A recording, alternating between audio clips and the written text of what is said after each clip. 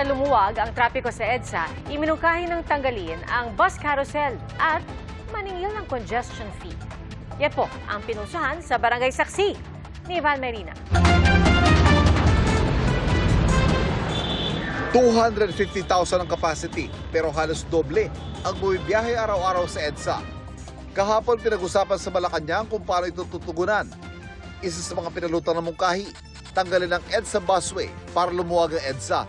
Nilinaw naman ng MMDA na gagawin lamang ito kapag naitaas na ang kapasidad ng MRT3.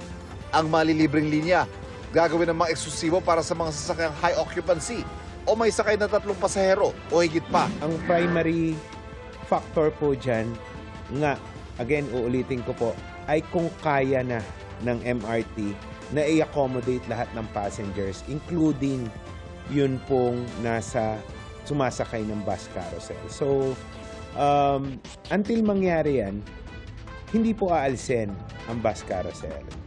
Tinanong namin ang mga kapuso online kung pabor sila rito. Sagot ng isa, huwag tanggalin ang EDSA busway at sa halip, pagbutihan at paglawakin pa raw dapat ito. Komento naman ng isa pa, kapag inalis ang busway, mas magkaka-traffic dahil kung saan-saan magbababa ang mga bus. Payag naman ng isa pa para lumuwag ang kalsada gaya sa ibang bansa. Isa pa sa mga tinitignan ang pagtatakda ng congestion fee na mayahalin tulad daw sa toll sa EDSA tuwing rush hour. Pero mismong Pangulo raw ang nagsabing maaaring hindi pa ito napapanahon. Pwede lamang yan kung may alternatibo na, kung efficient na yung mass transport natin.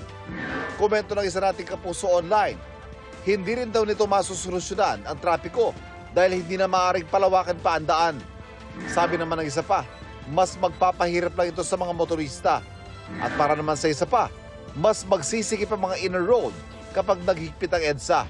Ayon sa Department of Transportation, hinihintay ang resulta ng feasibility study ukol sa kung paano pagbubutihin ang EDSA busway.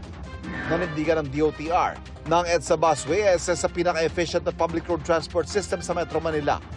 Mahalagang hakbang daw ito para sa progresibong public transportation system.